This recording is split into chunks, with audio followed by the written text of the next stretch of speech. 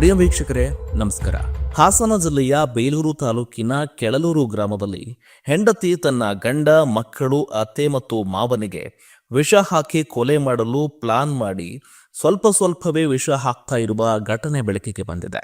ಚೈತ್ರ ಎಂಬ 33 ವರ್ಷ ವಯಸ್ಸಿನ ಮಹಿಳೆ ತನ್ನ ಅಕ್ರಮ ಸಂಬಂಧಕ್ಕೆ ಅಡ್ಡಿಯಾಗ್ತಾರೆ ಅಂತ ಅತ್ತ ಗಂಡ, ಮಕ್ಕಳು, ಅತ್ತೆ ಮತ್ತು ಮಾವನಿಗೆ ಅನ್ನದಲ್ಲಿ ಸ್ವಲ್ಪವೇ ವಿಷ ಹಾಕಿ ಮುಗಿಸುವ ಪ್ಲಾನ್ ಮಾಡಿ ವಿಷ ಹಾಕ್ತಾ ಇತ್ತು. ಕೆಳಲೂರು ಗ್ರಾಮದ ಗಜೇಂದ್ರ ಹಾಗೂ ಚೈತ್ರ ಮದುವೆಯಾಗಿ 10 ವರ್ಷವಾಗಿತ್ತು. ದಂಪತಿಗೆ 2 ಮುದ್ದಾದ ಮಕ್ಕಳು ಕೂಡ ಇದ್ದಾರೆ. ಕಳೆದ 3 ವರ್ಷಗಳಿಂದ ಸಣ್ಣ ಪುಟ್ಟ ವಿಚಾರಕ್ಕೂ ಕೂಡ ಚೈತ್ರ ಗಂಡನೊಂದಿಗೆ ಜಗಳವಾಡ್ತಾ ಇದ್ಲು.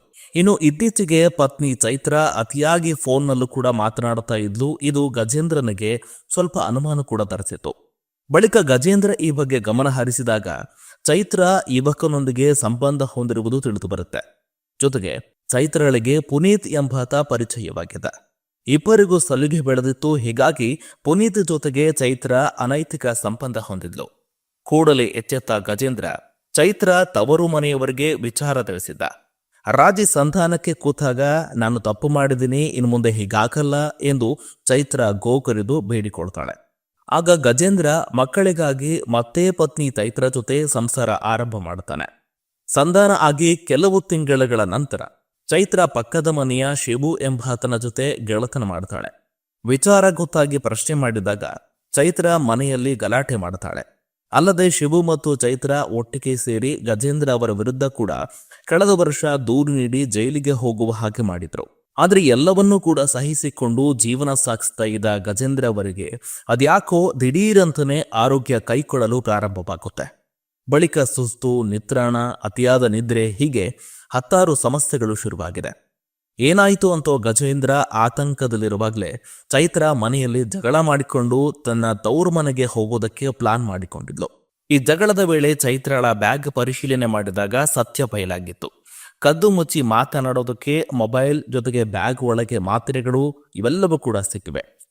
ಮಾತ್ರೆಗಳನ್ನ ತೆಗೆದುಕೊಂಡು ಗಜೇಂದ್ರ ಪತ್ನಿ ಚೈತ್ರಳನ್ನ ಬಿಟ್ಟು ಒಬ್ಬರೇ ವೈದ್ಯರ ಬಳಿಗೆ ಹೋಗ್ತಾರೆ. ಈ ಮಾತ್ರೆಗಳು ಆರೋಗ್ಯವಂತರು ಬಳಸುವುದಲ್ಲ ಅಂತ ವೈದ್ಯರು ಹೇಳ್ತಾರೆ. ಈ ಮಾತ್ರೆಗಳನ್ನ ತಿಂಗಳುಗಳಿಂದ ಸ್ವಲ್ಪವೇ ಗಂಡ, ಮಕ್ಕಳು, ಅತ್ತೆ ಮತ್ತು ಮಾವನಿಗೆ ನೀಡುತ್ತಾ ಇದ್ದ ಚೈತ್ರ 5 ಜನರನ್ನ ಮುಗಿಸುವ ಪ್ಲಾನ್ ಮಾಡಿಕೊಂಡಿದ್ದು ಎಂಬ ಭಯಾನಕ ಸತ್ಯ ಗಜೇಂದ್ರ ಅವರ ಅರಿವಿಗೆ ಬರುತ್ತೆ.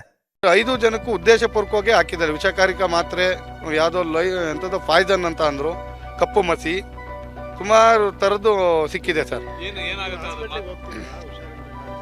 ಇಲ್ಲ ಸರ್, ಇಲ್ಲಿ ತನಕ ಹೋಗಿಲ್ಲ ನಾವು. ನಮಗೆ ಗೊತ್ತಿಲ್ಲ ಸರ್, ನಾವು ಈ ಥರ ಆಗ್ತದೆ ನಮ್ಗೆ ಏನೋ ಅಂದ್ರೆ ನಾವು ಹಳ್ಳಿ ಜನ ಅಲ್ಲ, ಸ್ವಲ್ಪ ಏನೋ ಪ್ರಾಬ್ಲಮ್ ಈ ಥರ ದೇವ್ರು ಅದು ಇದು ಅಂದ್ಕೊಂಡು ಬರೀ ಅವನ ಮೇಲೆ ಅನುಮಾನ ಪಟ್ಕೊಂಡು ಸುಮ್ಮನೆ ಇದ್ವಿ.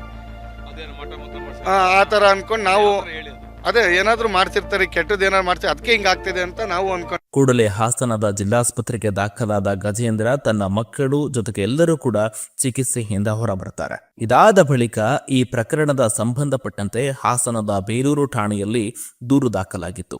ಕೂಡಲೇ ಕೊಲೆ ಯತ್ನ ಕೇಸಿನಲ್ಲಿ ಚೈತ್ರಳನ್ನ ಜೈಲು ಪಾಲು ಮಾಡಿದ್ದಾರೆ. ಚೈತ್ರ ಪ್ರಿಯಕರನ ವಿರುದ್ಧವೂ ಕೂಡ ಕೇಸ್ ದಾಖಲಾಗಿದ್ದು ಪೊಲೀಸರು ಬಂಧನಕ್ಕೆ ಬಲೆ ಬೀಸಿದ್ದಾರೆ. ನಮ್ಮ ವಿಜಯವಾಹಿನಿ ನ್ಯೂಸ್ ಚಾನೆಲ್ನಲ್ಲಿ ಪ್ರಮೋಷನ್, ಜಾಹೀರಾತು, ಅಡ್ವರ್ಟೈಸ್ಮೆಂಟ್ ನೀಡಲು ಸಂಪರ್ಕಿಸಿ 9535808456.